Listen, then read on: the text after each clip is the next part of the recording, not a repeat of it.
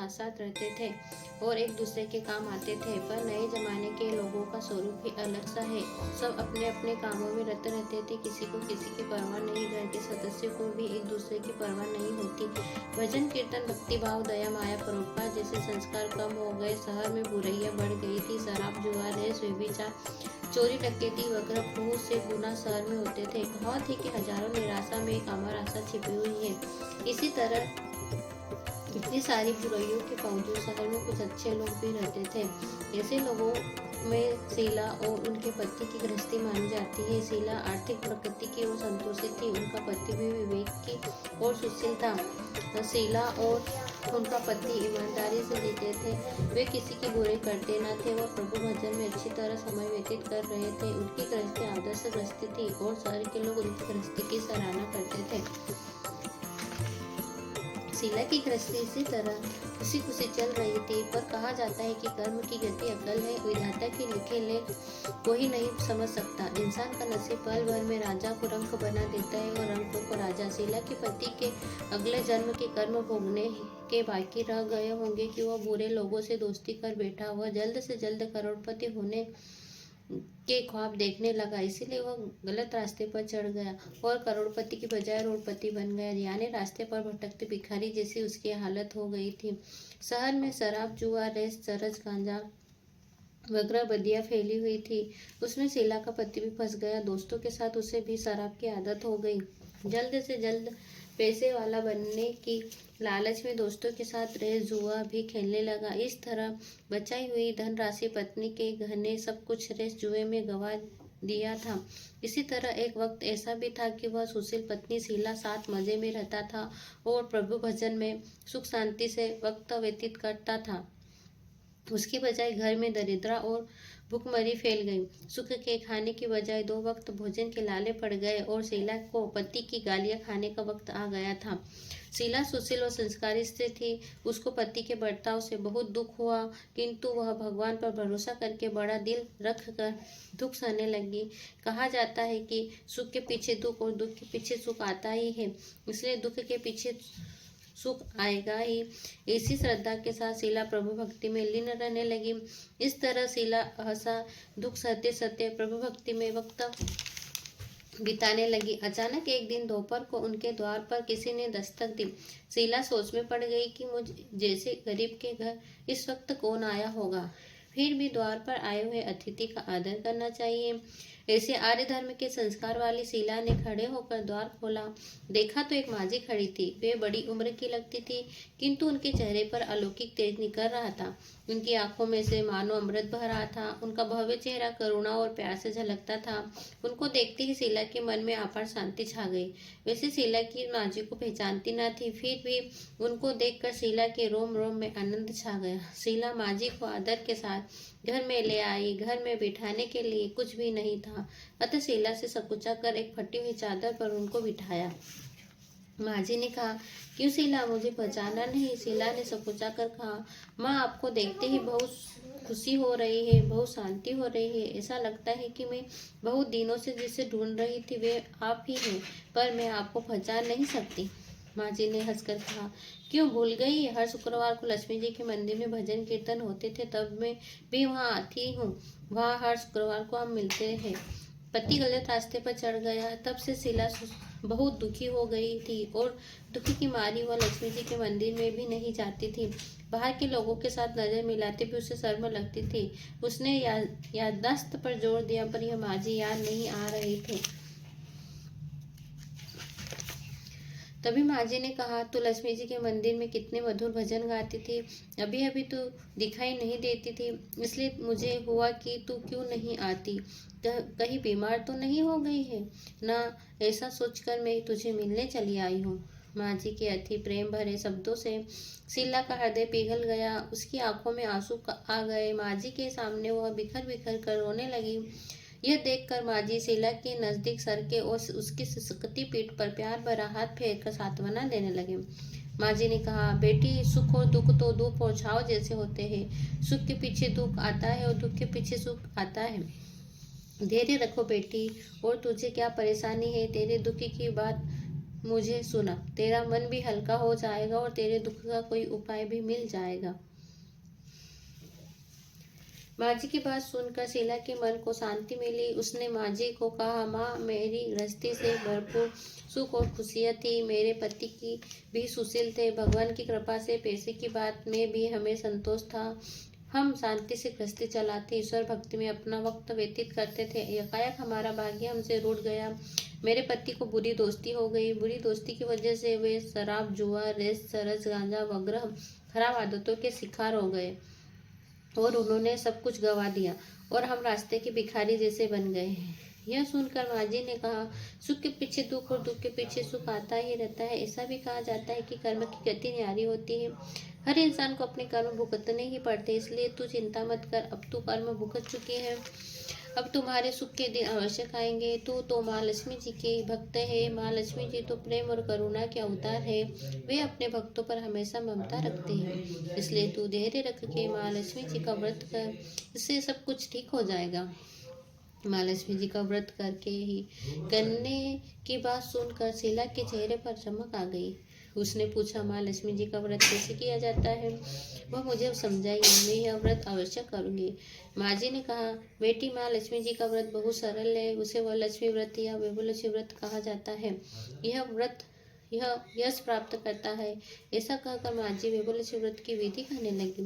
बेटी, वैभवलक्ष्मी व्रत वैसे भी सीधा साधा व्रत है, किंतु कई लोग यह व्रत गलत तरीके से करते हैं, अतः इसका फल नहीं मिलता। कई लोग कहते हैं कि सोने के गहने की हल्दी कुमकुम से पूजा करो, बस व्रत हो गया।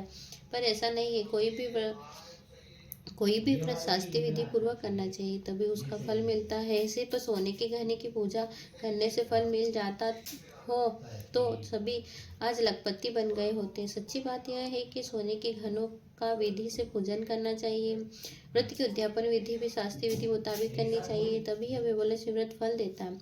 यह व्रत शुक्रवार को करना चाहिए। सुबह से स्नान करके स्वच्छ कपड़े पहनो और सारा दिन मन में जय माँ लक्ष्मी, जय माँ लक्ष्मी का रटन करते रहो।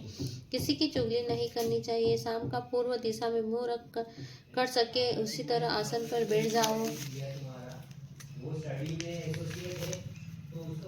सामने पाठा रखकर उसके ऊपर रुमाल रखो। रुमाल पर चावल का छोटा सा ढेर करो। उस ढेर पर पानी से भरा तांबे का कलश रखकर कलश पर एक कटोरी रखो। उस कटोरी में एक सोने का गहना रखो और चांदी का भी चलेगा। चांदी का ना हो तो नगद रुपये भी चलेगा। बाद में घी का दीपक जलाकर अगरबत्ती सुलगा कर रखो। माँ लक्ष्मी जी के बहुत स्वरूप है और माँ लक्ष्मी जी को श्री यंत्र अति प्रिय है, अतः वैभवलक्ष्मी में पूजन विधि करते वक्त सर्वप्रथम श्री यंत्र और लक्ष्मी जी के विदित स्वरूपों का सच्चे दिल से दर्शन करो। श्री यंत्र और माँ लक्ष्मी की विदित स्वरूप की छवि दी गई। उसके बाद वे लक्ष्मी स्तवन का पाठ करो। बाद में कटोरी में रखे हुए गहने या रुपए को हल्दी कुमकुम और चावल चढ़ाकर पूजा करो। लाल रंग का फूल चढ़ाओ। शाम को कोई मीठी चीज बनाकर उसका प्रसाद रखो। ना हो सके तो शक्कर या गुड़ भी चल सकता है। फिर आरती करके 11 बार सच्चे हृदय से जय माँ लक्ष्मी बोलो। बाद में 11-21 शुक्रवार यह व्रत करने का दृढ़ संकल्प माँ के सामने करो और आपकी जो मनोकामना हो वह पूरी करने को माँ लक्ष्मी जी को विनती करो। फिर माँ का प्रसाद बांट दो और थोड़ा प्रसाद अपने लिए रखो। अगर आप में शक्ति हो तो सारा दिन उपवास रखो और सिर्फ प्रसाद ग्रहण करते समय खाना खा लो। थोड़ी शक्ति भी ना हो तो 2 बार भोजन कर सकते हो। बाद में कटोरी में रखा गहना या रुपए ले लो। कलश का पानी तुलसी क्यारी में डाल दो और चावल पक्षियों को डाल दो। इसी तरह शास्त्रीय विधि अनुसार व्रत करने में उसका फल अवश्य मिलता है। इस व्रत के प्रभाव से सब प्रकार की विपत्ति दूर होकर आदमी मालमाल हो जाता है। संतान ना हो से संतान प्राप्ति होती है। सौभाग्यशाली स्त्री का सौभाग्य अखंड रहता है। कुंवारी लड़की को मनभावना पति मिलता है। शीला यह सुनकर आनंदित हो गई। फिर पूछा, माँ, आपने वैभवलक्ष्मी व्रत को जो शास्त्रीय विधि बताई है वैसे मैं आवश्यक करूंगी, किंतु उसकी उद्यापन विधि किस तरह करनी चाहिए यह भी कृपा करके सुनाइए। माँ जी ने कहा, 11 या 21 को जो मन्नत मानी हो उतने शुक्रवार या वैभवलक्ष्मी व्रत पूरी श्रद्धा और भावना से करना चाहिए। व्रत के आखिरी शुक्रवार को जो भी शास्त्रीय विधि अनुसार उद्यापन विधि करनी चाहिए वह मैं तुझे बताती हूँ। आखिरी शुक्रवार को खीर या नैवेद्य रखो। पूजन विधि हर शुक्रवार को करते वैसे ही करनी चाहिए। पूजन विधि के बाद श्रीफल फोड़ो और कम से कम 7 कुंवारी या सौभाग्यशाली स्त्रियों को कुमकुम का तिलक करके शास्त्रीय संगम की विपुलक्ष्मी व्रत की एक एक पुस्तक उपहार में देनी चाहिए और सबको खीर का प्रसाद देना चाहिए। फिर धनलक्ष्मी स्वरूप विपुलक्ष्मी स्वरूप महालक्ष्मी जी की छवि को प्रणाम करें। महालक्ष्मी जी का यह स्वरूप विभू देने वाला है। प्रणाम करके मन ही मन भावुकता से माँ की प्रार्थना करते वक्त कहें कि हे माँ लक्ष्मी, मैं हे माँ विपुलक्ष्मी, मैंने सच्चे हृदय से आपको विपुलक्ष्मी व्रत पूर्ण किया है, तो हे माँ हमारी मनोकामना पूर्ण करो, हमारा सबका कल्याण करो। जिसे संतान ना उसे संतान देना, सौभाग्यशाली स्त्री का सौभाग्य अखंड रखना, कुंवारी लड़की को मन भावना पति देना। आपका यह चमत्कारी विपुलक्ष्मी व्रत जो करे उनकी सब विपत्ति दूर करना, सबको सुखी करना। हे माँ आपकी महिमा अपरंपार है। इस तरह माँ की प्रार्थना करके माँ लक्ष्मी जी का धनलक्ष्मी स्वरूप को भाव से वंदन करो। माँ जी के पास से विपुलक्ष्मी व्रत की शास्त्रीय विधि सुनकर शीला भाव विभोर हो उठी। उसे लगा मानो सुख का रास्ता मिल गया है। उसने आंखें बंद करके मन ही मन उसी क्षण संकल्प लिया, हे माँ विपुलक्ष्मी माँ, मैं भी माँ जी के कहे मुताबिक श्रद्धा से शास्त्रीय विधि अनुसार विपुलक्ष्मी व्रत 21 शुक्रवार तक करूंगी और व्रत की शास्त्रीय विधि अनुसार उद्यापन विधि करूंगी। शीला ने संकल्प करके आंखें खोली तो सामने कोई न था। वह विस्मित हो गई कि माँ जी कहाँ गए। यह माँ जी दूसरा कोई न था, साक्षात लक्ष्मी जी ही थी। शीला लक्ष्मी जी की भक्त थी, इसलिए अपने भक्तों को रास्ता दिखाने के लिए माँ लक्ष्मी जी देवी माँ जी का मन स्वरूप धारण करके शीला के पास आई थी। दूसरे दिन शुक्रवार था। सवेरे स्नान करके स्वच्छ कपड़े पहनकर शीला मन ही मन श्रद्धा से और पूरे भाव से जय माँ लक्ष्मी जय माँ गठन करने लगी। सारा दिन किसी की कुछ की नहीं। शाम हुई तब हाथ पाँव मुंह धोकर शीला पूर्व दिशा में मुंह करके बैठी। घर में पहले सोने के बहुत से गहने थे, पर पतिदेव से गलत रास्ते पर चढ़कर सब गहने गिरवी रख दिए थे। पर नाक की चुन्नी बच गई थी। नाक की चुन्नी निकालकर उसे धोकर शीला ने कटोरी में रख दी। सामने पाटे पर रुमाल रखकर मुट्ठी पर चावल का ढेर किया, उस पर तांबे का कलश पानी भर कर रखा, उसके ऊपर चुन्नी वाली कटोरी रखी। फिर बाजी के कही थी वह शास्त्रीय विधि अनुसार वंदन स्तंभ पूजन वगैरह किया और ग्रह में थोड़ी शक्कर थी वह प्रसाद में रख कर विपुलक्ष्मी व्रत किया। यह प्रसाद पहले पति को खिलाया। प्रसाद खाते ही पति के स्वभाव में फर्क पड़ गया। उस दिन उसने शीला को मारा नहीं, सुनाया भी नहीं। शीला को बहुत आनंद हुआ। उसके मन में विपुलक्ष्मी व्रत के लिए श्रद्धा बढ़ गई। शीला ने पूर्ण श्रद्धा भक्ति से 21 शुक्रवार तक विपुलक्ष्मी व्रत किया। 21वें शुक्रवार को माँ जी के कहे मुताबिक उद्यापन विधि करके 7 स्त्रियों को विपुलक्ष्मी व्रत की 7 पुस्तकें उपहार में दी। फिर माता जी के धनलक्ष्मी स्वरूप की छवि को वंदन करके भाव से मन ही मन प्रार्थना करने लगी, हे माँ धनलक्ष्मी, मैंने आपका विपुलक्ष्मी व्रत करने की मन्नत मानी थी, वह व्रत आज पूर्ण किया है। हे माँ मेरी हर विपत्ति दूर करो, हमारा सबका कल्याण करो। जिसे संतान ना हो उसे संतान देना, सौभाग्यशाली स्त्री का सौभाग्य अखंड करना, कुंवारी लड़की को मन भावना पति देना। आपका यह चमत्कार विपुलक्ष्मी व्रत करे उसकी सब विपत्ति दूर करना, सबको सुखी रखना। हे माँ आपकी महिमा अपार है। ऐसा होकर लक्ष्मी जी के धनलक्ष्मी स्वरूप की छवि को प्रणाम किया। इस तरह शास्त्रीय विधि पूर्वक शीला ने श्रद्धा से व्रत किया और तुरंत ही उसे फल मिला। उसका पति गलत रास्ते पर चल गया था, वह अच्छा आदमी हो गया।